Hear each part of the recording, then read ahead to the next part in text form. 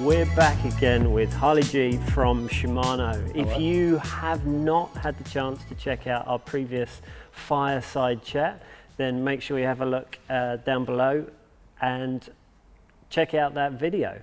But what have you brought in for us to have a look at? Well, a couple of bikes. So I'm all about the bike. I love bikes and love the gear. So a couple of bikes that we can have a little bit of a closer look at if you're keen. So which one are we going to start with? We got to start with mine. Start with your one. So this is my road bike and an e-bike. But out. Can have a look at this bad boy. So yeah, this is my bike. So I'm pretty excited about this guy. It's definitely the coolest bike I've ever owned, which I'm pretty lucky to have been able to build it up. So, you know, I started with a frame. One of the guys that works for us used to be involved with Genesis in the UK. It's a UK brand. And it has a G on the front as well. Yeah, which is my last name. Perfect. So that's kind of cool. Second person today that's actually pointed that out. Must be something in that. Yeah, so there's quite a few firsts for me with this bike. So it's pretty rare you can build something up completely custom, and it's really special. I haven't been able to do that for a long time, not since I was a young whippersnapper. So it's my first steel road bike, which steel's kind of cool because it has, you know, it's a bit more retro looking, and it rides differently from, you know, modern carbon frames are really cool and really Gucci and really efficient, but steel's, yeah, it's a bit heavier, but rides a bit cooler and rides a bit nicer and has that really cool look. So that's really neat. But at the same time, it's got all the modern axle standards, so it's through axles and it's disc brake. So it's my first disc brake road bike, which is really cool as well.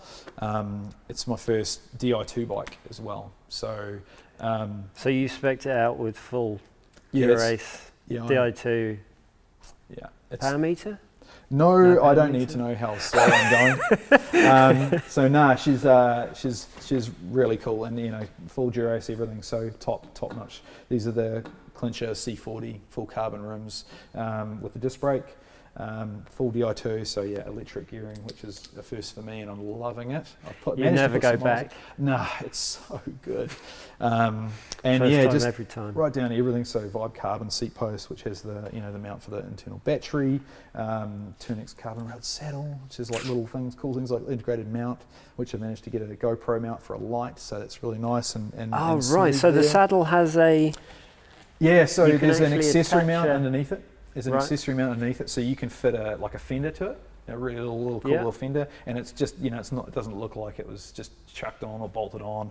It's actually, you know, you can get a camera mount to fit there, you can get a race number mount to fit there, and this is just a GoPro mount, but then the light goes on, so it's really nice. And so this is obviously Pro, which is a Shimano brand for so Pro accessories. Is their component accessory brand, so yeah, Pro seat post, saddle, the Vibe stem, and the Vibe carbon super light handlebar. So it's just absolute. I am, like I said, really lucky to be able to give it the full noise treatment and get everything really Gucci on their Pro carbon cages. And guys at Vittoria give me some really nice tyres to chuck on there. Do you have a weight on there?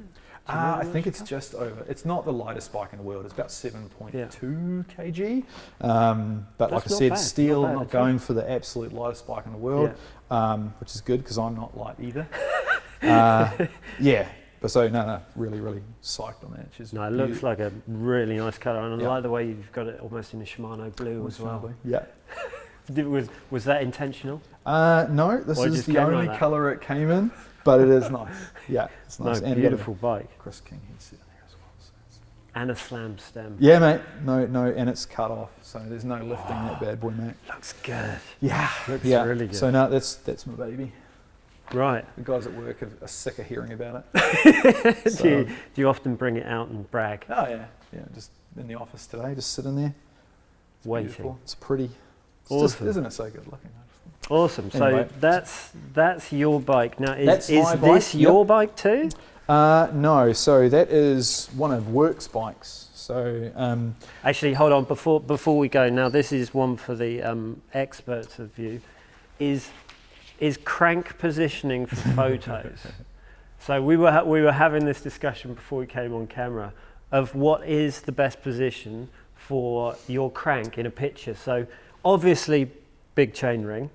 Yeah, there's maybe 3 key points. Okay, take So us one of through them's the three. debatable is the crank. So you can either have it there where the rear crank is in line with the seat tube, or it's acceptable also to have it in that position. Acceptable or correct? Oh, I'm not going to weigh in either way, that's fine. But yes, you must, if you're going to take a photo of your bike, if you're going to sell it, heaven forbid, you must have the valve stems at the lowest point, like so.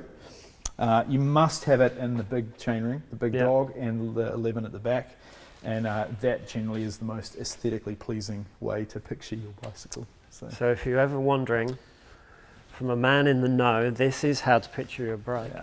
Yeah, the cranks are, you know, you could debate that one, but the valves at the bottom and the big chainring is non-negotiable. Right. Valves are no-no. Yeah.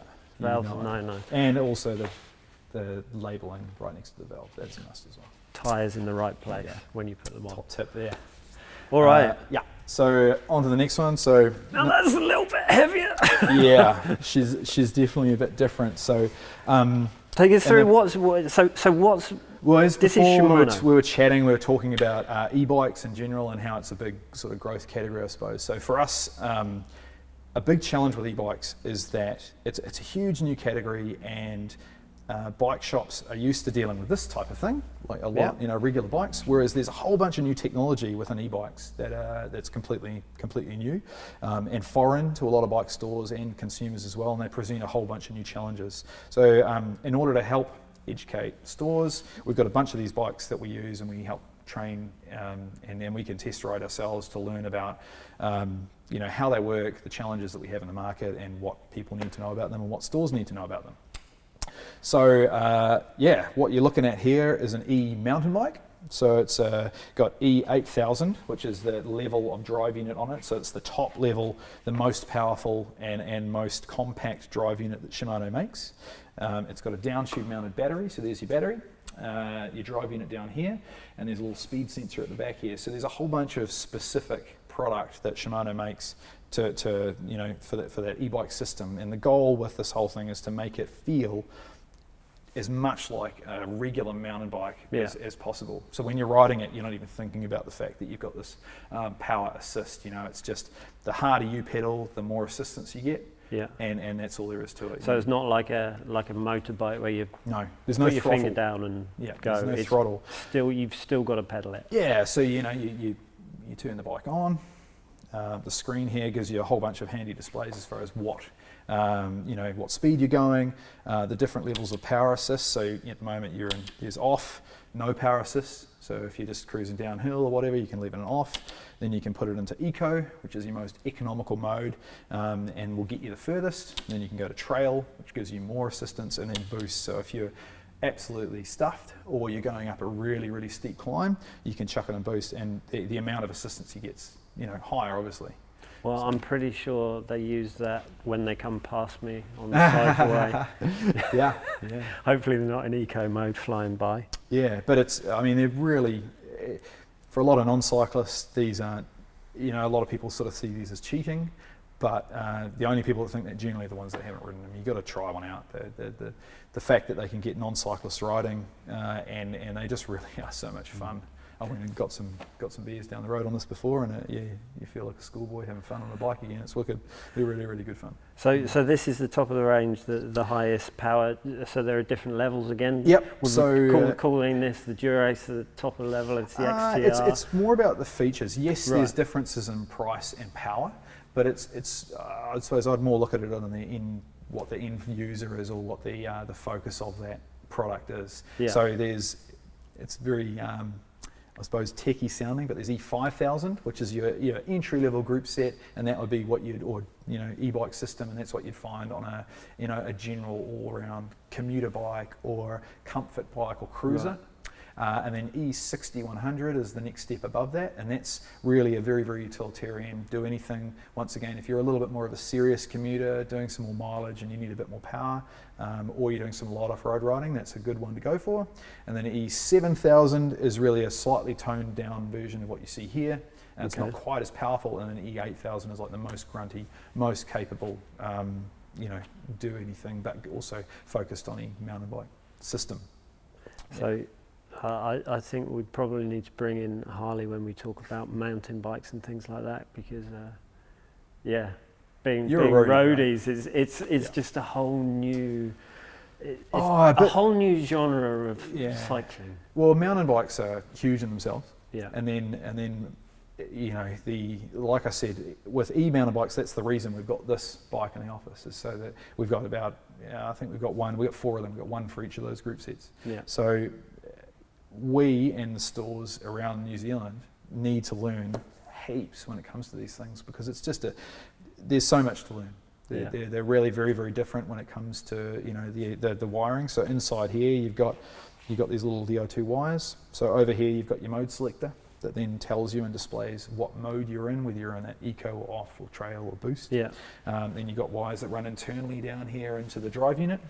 The power comes from the battery, so then the power comes from there into the battery. Then you've got your speed sensor here, and it all works together to give you that, what they call a natural ride feel. Yeah. So it's the pedals are in the exact same position as what they would be on a regular mountain bike.